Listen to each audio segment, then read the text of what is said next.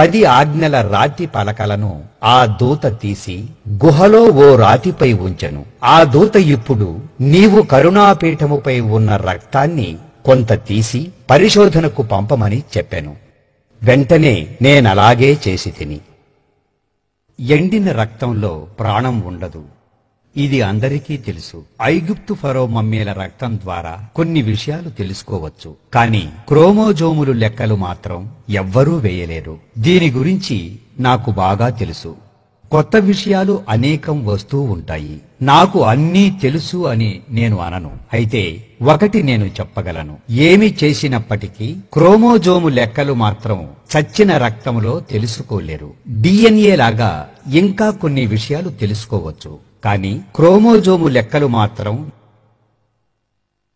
ఎప్పటికీ ఎవ్వరూ తెలుసుకోలేరు. ఏ రక్తములోనైనా తెల్ల కణాలు ఉంటేనే అది సజీవ రక్తమని తెలుస్తుంది. మొట్టమొదటిసారిగా నేను మందసముపై యేసు రక్తాన్ని ఇజ్రాయేలునందు పరిశోధనాశాలకు తీసుకువెళ్ళితిని. నేను ఇజ్రాయేలు అధికారులను ఎక్కడ సరియైన పరిశోధన ఈ దేశములో జరుపునని అడగగా వారు చెప్పిన ప్రకారం నేను తీసుకువెళ్లి అక్కడ ఈ రక్తాన్నిచ్చి దీని గురించి ఏమి పరిశోధించగలరని అడిగితిని. వారు దానిని 72 గంటలు సెలైన్లో పెట్టి శరీర ఉష్ణోగ్రతలో తిప్పిరి. దానికి నేను ఒప్పుకుంటిని. దానిని పరిశోధించేటప్పుడు నేను కూడా అక్కడ ఉండెదనని చెప్పితిని.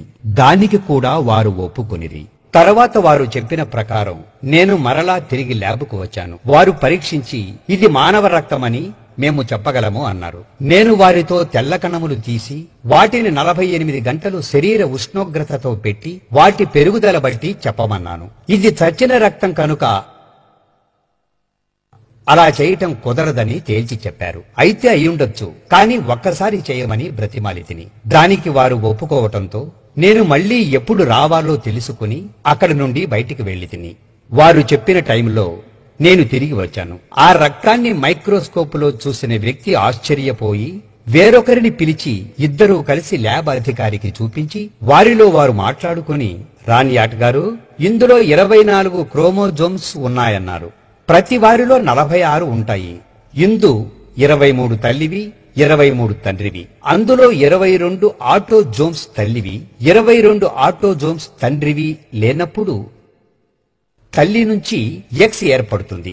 తండ్రి నుండి ఎక్స్ లేక వైని పొందుకొని ఆడగానో మగగానో రూపుదిద్దుకుంటారు. యేసుక్రీస్తు పరిశుద్ధ రక్తములో మాత్రం 23 క్రోమోజోమ్స్ తన తల్లి అయిన మరియవి, వాటితో పాటు ఒకే ఒక వై క్రోమోజోమ్ కూడా ఉంది.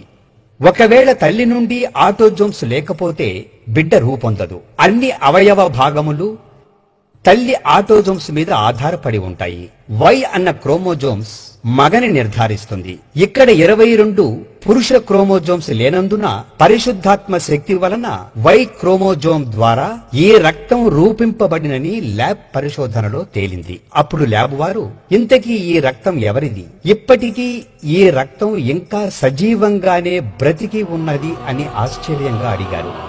ప్రతి పాపి కోసం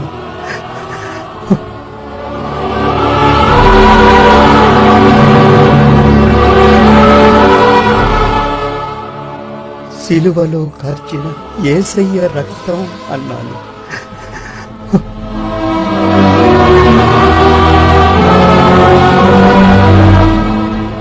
ప్రియులారా, ఆ రక్తాన్ని పరీక్షించిన వారు అక్కడికక్కడే రక్షణ పొందారు.